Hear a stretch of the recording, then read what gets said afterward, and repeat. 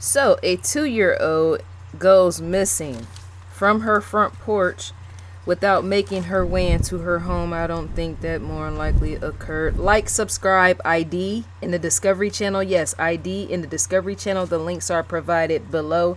Get that Discovery Go app as well as that ID Go app. You might want to get those two things, combine them, make them into one.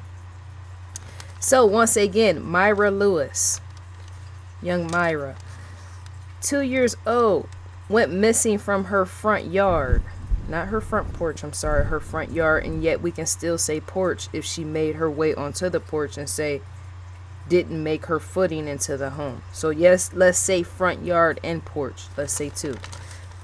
Just in case. But yes, Myra Lewis went missing from her front yard on March 1st, 2014. I'm in question of her mother because her mother, in fact, has a jail history. I'll get to that in a bit. On March 1st, 2014, in Madison County is when the 2-year-old went missing. She, once again, was just 2 years old on the day she went missing. Myra's mother told her mother, Erica Ledger, she told young Myra to go into the house to be with her father, Gregory Lewis. I don't think that's true. But let's wait. I'll get to that in a bit. So, once again, Erica Ledger, mother of young Myra, told the young child to go into the house to be with her father, Gregory Lewis, so that Erica could go to the store. Myra vanished thereafter. Myra's footsteps didn't make their way into the home. You see what I'm saying? It's something very sketchy. Me being a very reliable person I am, that's her mother right there. That's the child's mother. She has a jail history. And yet her child is missing.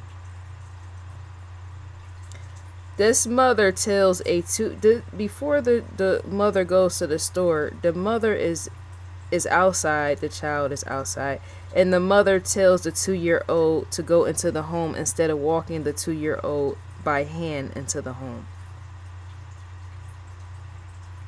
That stands out the most, doesn't it, dear viewers? For a mother to tell a 2-year-old, go into the house, I have to go to the store, go into the house with your daddy, I'm going to go to the store, I'll be back, and not take the child and walk the child by hand into the house is to say something went wrong there. I'm able to see that. That's the first thing. I knew that was the first hidden clue.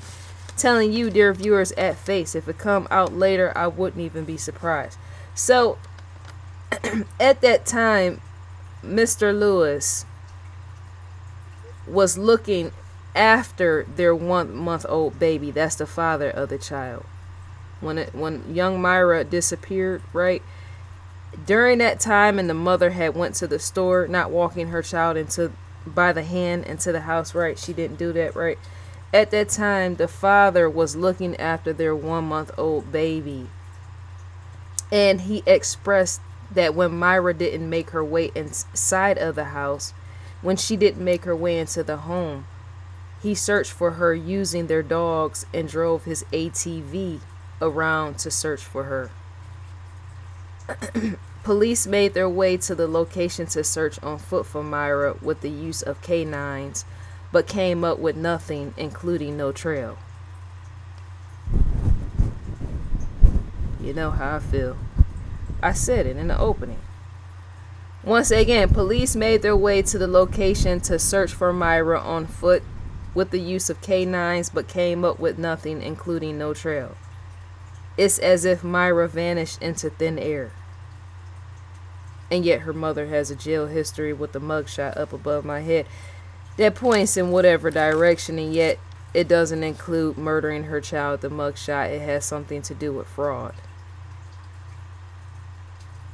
Fraud, and as well as going to jail and all the rest is around the same time period, year as the child went missing, right? So, Amber Alert was used in searching for the child, right? And for Myra, the Amber Alert, which is active, is the longest running one in Mississippi state history. Did you get that? That's for black folks that sometimes feel that whites care nothing for missing kids, right?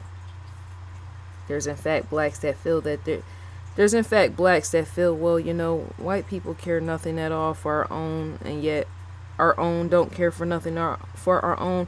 Because to know that a lot of blacks sit and watch, say, Beyonce and not care for missing kids is to say people need to focus on that, as in that's an issue in the black community. To be sitting watching Beyonce all day and not care for missing kids, right, the way that I do and many other individuals do, is to not be black blaming white folks, as in to take care of your own, and nobody else would need to take care of your own, right? But once again, I'm saying this because people feel that, the system or white folks don't care for black missing kids, and yet that's not completely truth. Because to know that this young girl was 2 years old and know that the Amber Alert is in fact active on her, this Amber Alert running on her is the longest running one in Mississippi state history. Out of a whole state, Mississippi, right? People might say, well, the majority of blacks that's, in Mississippi, however you feel about that, is the deep, deep South, right? You want to calculate the population based upon the races, right? The mixing and all the rest, right? Some people might feel, well, Mississippi is black anyway, but you don't never know when it comes to Amber Alert, because see, it goes much more in depth than just that. The population, I'm speaking on who's running what and why. And that will in fact go back to more likely the white man, as many call him, who's running what and why, the Amber Alert, right? That's to say that care in fact has to be there, because to know that this child, once again, is black, and this Amber Alert is the active, as in the longest running one in Mississippi history, shows. I just said it, right? So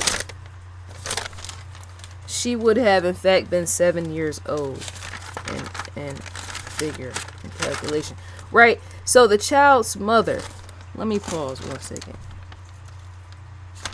The child's mother was placed in jail back in 2014. Now remember, young Myra went missing March 2014, right? She never made her way into that home. That's to say, more likely the mother has killed her or something. I can sense that. I'm going to out that right here on this camera. I don't care who is upset about that. The child never made her way into that home. The child's mother was placed in jail back in 2014. That's the very same year the child went missing, right? She was in jail for 11 weeks for fraud. Now, fraud and murder don't go together, but who's to say? Because, see, to violate the laws and say, would fraud and murder go together, right? Because sometimes even individuals that go against the law could have violent tendencies, is what I'm trying to say. You will have to want to question and learn much more further in depth, as in the choices the mother made, as in the reason for fraud. Because to know that she was married to a husband is to ask, what was she committing fraud for in the first place? To have two grown individuals in the household is to say one might be working and the other might not, right? Who's to say, right? But that's still questionable in analysis, because if it's a husband and wife, is to say you guys are both in the household, is to ask what's wrong with the household for a mother to be committing fraud and for a child to go missing. That's to say, once again, more than likely something was wrong there with the household. I'm able to see that. As in, I'm a skeptic with the whole case. The situation is not right. You got a father that supposedly was grown enough and able enough to have hunting gear. Supposedly, and this woman looks hood as ever. Remember, I'm from the hood, just enough to call her out. She looks hood as ever, right? Her husband was supposedly into hunting. He owned an ATV as well as guns, right? And yet, the mother was committing fraud. That's to say, well, what was the income like within the home? Because even parents have been known to kill their own kids. See what I'm going with this? Even parents have been known to kill their own kids where they couldn't afford their kids. And yet she had more than one child, the mother, I'm saying. Any one of these parents could have put their hands or killed the child. The father could have did it, right? That would say they both are criminals if that was the case. The mother for fraud and possibly the father for killing. I'm able to see right through. Nothing can be hid from view on my eyes. I'm able to see, right? But they had 2 children. They had the month-old child, right? I said that already. You got the father that was babysitting the 1-month-old baby, and then you had her 2 years old, right? That's questioning the financial with that. Yes, my suspicious is on alert with that. That's a question of financial reality of even what was going on in that home. Felt like a mosquito bit me or something. The financial situation in the home for the mother to be committing fraud and going to jail for that. Is to ask, well, could she afford the kids? Because if she had a 2-year-old and a 1-month-old, is to say, well, if there was some type of issue to want to commit fraud, is to say, well, maybe financial situation was there where she couldn't afford. Both of them couldn't afford. Then why have 2 babies? Because even killings can happen in that. I just said it. Where you kill a child or something and all that's left is one child, which is the month-old baby. And the month-old baby wasn't grown enough to speak up and say, right, what had happened. I'm just trying to see what was the point. And the likelihood of murder surrounding the house, right? What was the point of choices in her decisions with the fraud? I'm not getting it, is what I'm trying to say. Okay, so the mother, once again, was placed in jail back in 2014. She was in jail for 11 weeks for fraud. She went to court and was granted release by a judge.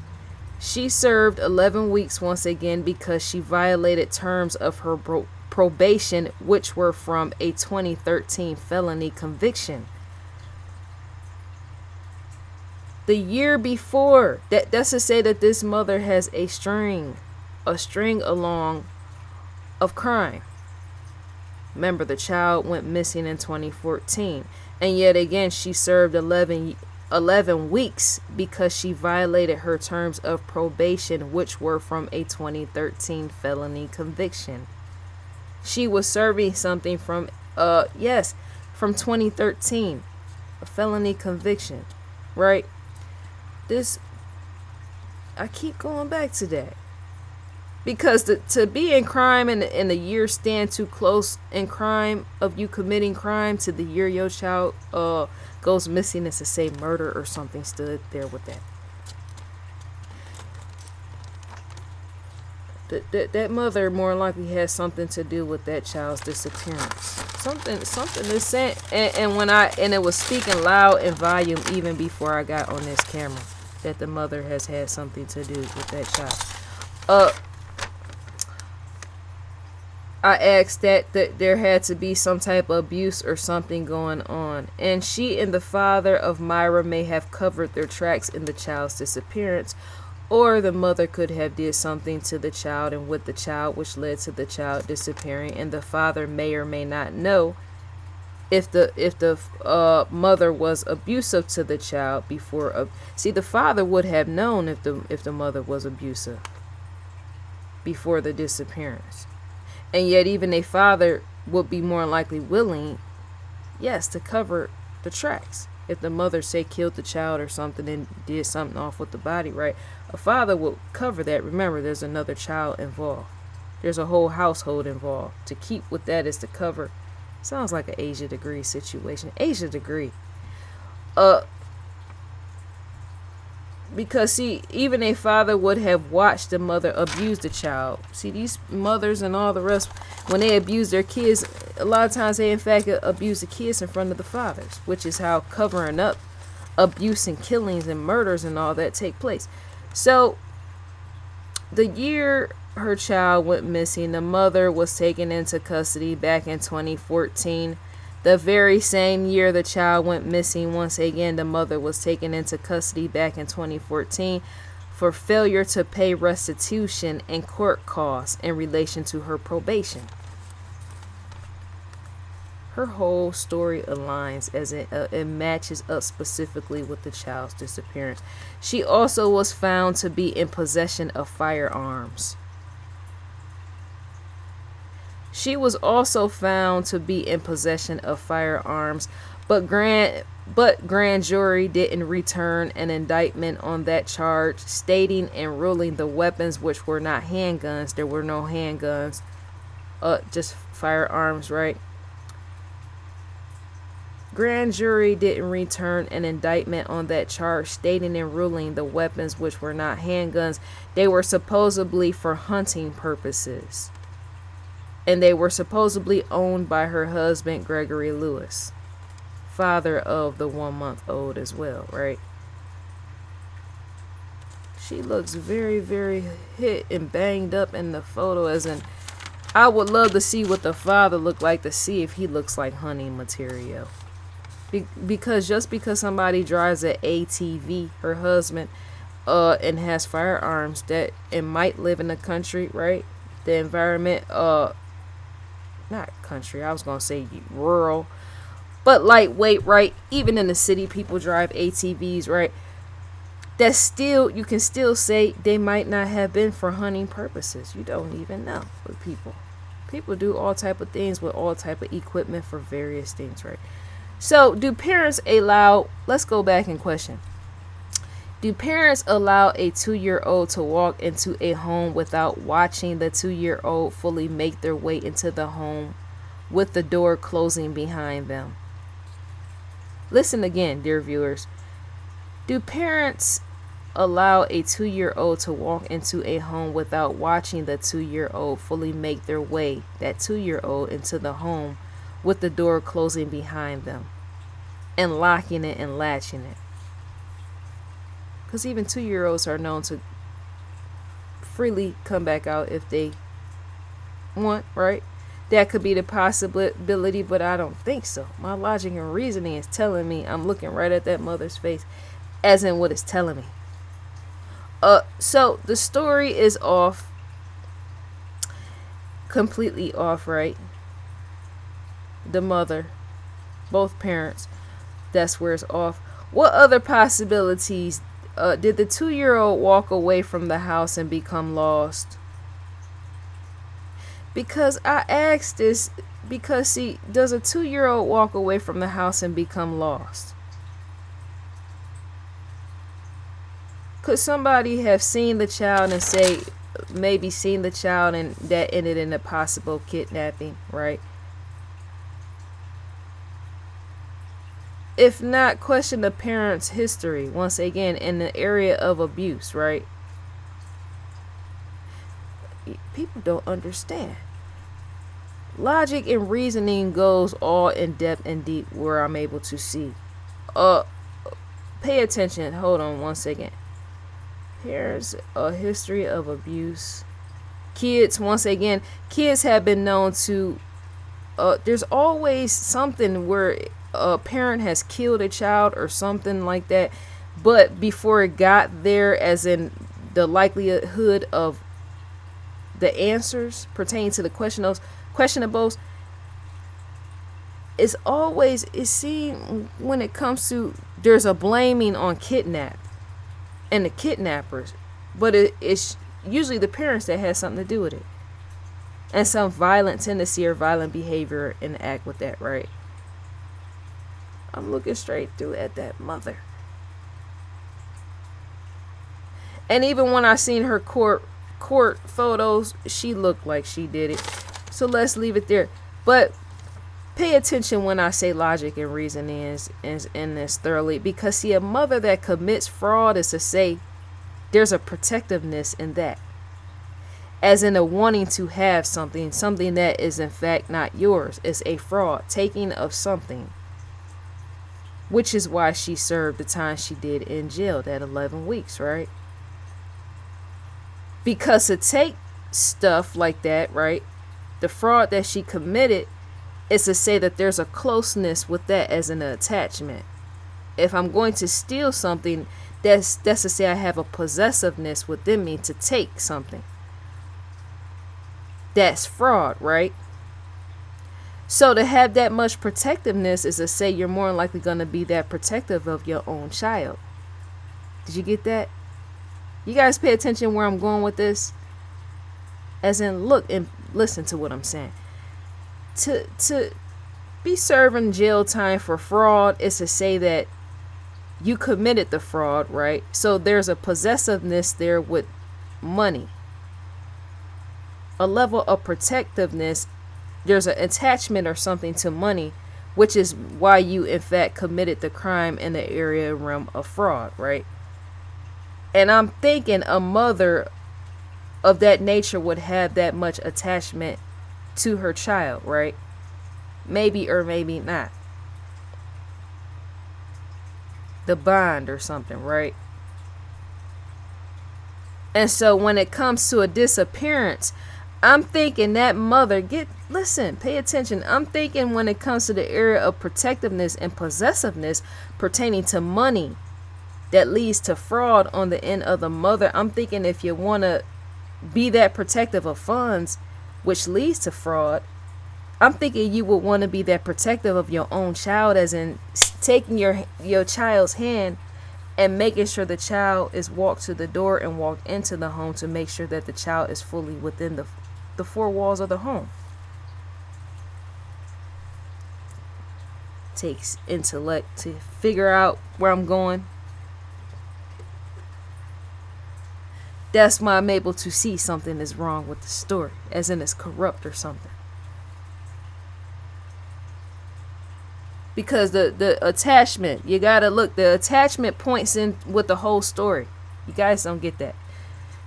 Maybe some of you guys do, right? But for those that it missed, in relation to what I'm trying to say, if it went over the head, money attachment leads to greed, which equates to fraud, right? That's the end result, right? Possibly going to jail, right? And yet for a mother to have a bond with a child, right, that's to say attachment as well. And yet for a mother to have that much attachment to money, which led to fraud, which led to her going to jail, is to ask why didn't she have that much attachment to her own child to make her way into the home with the child, to make sure that the child was in the home with the father before she left to the store.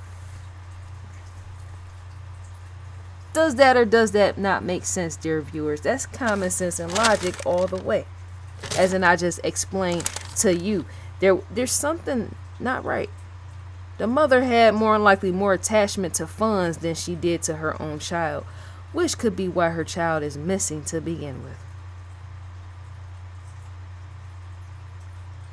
Would any parent want to throw their child away and not having enough funds and going and stealing money and ending up with fraud? It all points back to attachment. Pay attention. So, let's see. Don't think kidnap, no. I can see with 4 eyes. No blindness there. So the reward has been set to $20,000 to find Myra. Here are Myra's body measurements as they were at the time of her disappearance. Her race, black. Her sex, female. Height, 3 feet tall. Weight, 27 pounds. Eye color, black. Hair color, black. Age, 7 years old. Let me rewind back. Black female, 3 feet tall. That's in today. It's remarkable. Because to calculate, let's see. Would she have been taller? 27 pounds, black, age 7 years old, missing since March 1st, 2014. Date of birth November 30th, 2011. Because I'm trying to see when it comes to height and width and all the rest, right? because it's approximate. Once a child goes missing, you can't really fully know, because if one of the parents is taller than the others, or say even the child could be more taller or shorter. Even here in 2019 is what I was trying to say, pertaining to calculation. But yes, reach out to FBI if you or someone knows anything. There's tips, as in you can, yes, throw a tip off to them, right? You can also contact Investigation Discovery's tip hotline at 833-3-PURSUE to help in Maya's whereabouts. That's once again 833-3-PURSUE. But yes, I just say what I feel. Because see, look, I don't play games, happy games with people that help their children go missing, and then I think that somebody isn't going to question that sort of thing. Because even bright-minded fools and even regular standard fools, right, who are not on my level, are going to question something about that is not right. She didn't even walk her child into that home and close the door, or even told her man or baby's father, look, make sure she's in here. You don't leave an environment without, that's case closed with that, as in it's been resolved. I'm able to call out things as I see. Because to not have enough heart and soul, kindness, and caring for a 2-year-old is to not even say, well, let me in fact pick you up and carry you into the house at 2 years old. Did anybody notice that? The mother didn't even pick up the child, a 2-year-old, and carry her, because most people carry 2-year-olds to begin with, despite them being able to walk. That's what I'm not getting. That's what shows the guilt. So we're in fact on investigationdiscovery.com. The ID logo sits in the far left corner. Live now, Murder in the Heartland. Every time I look at her photo, I get disgusted. I don't know why. Because I do know why, right? Just add it to gain access to this is to in fact click right within here.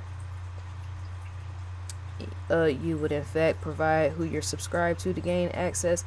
You can add to watch later by clicking the plus sign. Because look, if the mother didn't have something to do with it, then the father did. Possible accident or something like that. But all goes back to the mother. I'm able to see that sort of thing. The only way I can see the father having something to do with that, and if the mother never went to the store to begin with, and say abuse was in the home to begin with, and say the father was the abuser, and the mother is covering his tracks or something, I can see that. Then that's to say you got two criminals. One for fraud, once again, and father for abuse and killing the child, right? Mothers cover for their baby daddies and all the rest, and husbands and wives cover for one another. Just notice I said that. It might be found out later that they might have did something to the child. That's all I'm trying to say. Unlock episodes to receive an audio visual preview is to click the play button right here. You would in fact receive that. Add to watch later is to click the plus sign.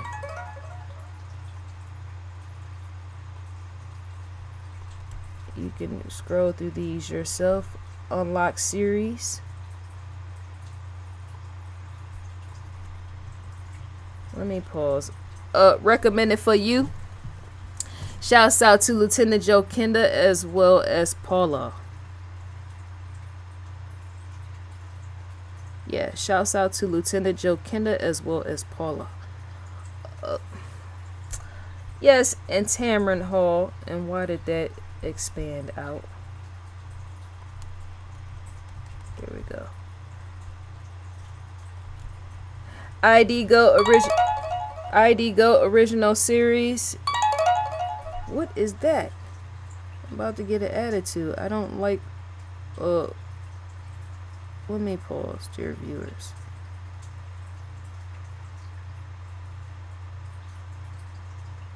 I don't like stuff like that. People I don't know on LinkedIn when they send messages like that. ID Go original series, you can in fact scan through that as well. Sending multiple messages as at least get to know me first and then send multiple messages. Don't just come out the blue, out of nowhere, I'm not connected to you, and then you send 50 messages. Not here on YouTube, I'm saying on LinkedIn. And then it's like, well, add me as a connection, and I add you, right? And then you're saying, well, congratulations, and then now get to learn about me, and here's me about me, and then here's some more about me, and then here's some more, and it's constantly sending you without waiting for me to reply. I don't like stuff like that. Not on there, not on YouTube, outside of YouTube. So, crime feed. To gain access to the crime feed is a click right within here. You would in fact be directed to the outside to crimefeed.com for the latest, greatest murder and mayhem. Yeah, because see, YouTube, that's what this is in fact set up for, right? Investigationdiscovery.com. To receive a newsletter is to type your email address in and click next. I'm in fact sitting on the next button. But yes, when it comes to this is made for that sort of thing, the replies and all the rest, right? But anytime you're outside of that, whether it's on a Facebook or LinkedIn and all these other business connections and all this other stuff, I feel you should get to know people first. As in, make the connection first, right? Have conversation and then send stuff constantly. It's appropriate like that because that's allow them to get to know your name, right? That helps in a first look for them to get to know who you are as a person before they start bombarding you with messages and they haven't taken the time to get to know you. That shows they're a very selfish individual. For those that conduct business and don't know, anytime you're on any platforms like that, social media, and say a person doesn't know you, they don't really know you, right? They say they might in fact request you right then, right? And then once they request you, they never took the time to conversate or nothing, but then they start bombarding you with messages, right? That's to say they're very selfish because they're not taking the time to get to know who you are as an individual, because there could be kinship made with even that. Hi, I see you're such and such. I added you on. Let's conversate about this. Now let's lead into other stuff where I can bombard you. But to never do that sort of thing, I'm thinking a grown man. That's who it was, the individual. I'm thinking a grown man would think that way. But to not think that way is to say they're forcing whatever they're trying to push on you, sell on you. They're doing it in that type of way. I don't like that type of stuff. They need to be trained business professionally with that. As even I can be unprofessional, but there's a right and way with stuff like that, as in how you do things. You don't just constantly just bombard and never even get the appropriate way. You don't constantly bombard a person with stuff that you're trying to, I got this going, so check out this. I got this going. No, you don't do that sort of thing, because that's a turn off, yeah, and possibly getting blocked with that. Me, I'm type person online, I don't block people, I just delete stuff, right? Or I leave an account to handle itself, right? But that's not the proper way to conduct business with people. You'll more than likely ruin your opportunities bombarding people with that type of stuff. Because once the connection is made and say I want to answer back and conversate, that's more than likely, as I say, even in friendship, that could lead to a one-sided friendship, where you're always wanting me to know, well, here, this is this, here, this is this, here, this is this. Because you're not doing it on your personal account, you're sending me messages. Like when I'm on my accounts, I put my stuff there because remember, it's my accounts. That's a selling strategy. It's my personal account, but I'm not sending people messages in their boxes like that. Stuff like that will collect dust over time. From me, I'm saying, if you send it to me like that, I don't like that. At least ask me, well, how have you been doing? How's your day? Or I like to take a moment of your time to see how you have been doing, you yourself. And if you are interested in this, right?